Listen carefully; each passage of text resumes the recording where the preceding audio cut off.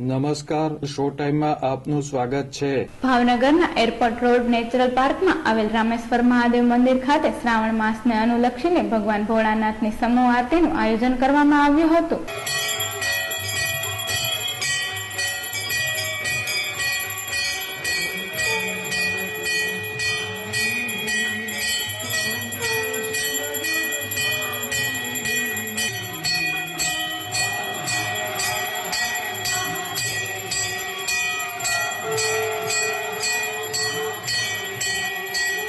શ્રાવણ માસના સોમવારને અનુલક્ષીને યોજવામાં આવેલ સમૂહ આરતીમાં નેચરલ પાર્ક, માનસ શાંતિ પાર્ક તેમજ આસપાસની સોસાયટીના ભાવિકો મોટી સંખ્યામાં જોડાયા હતા।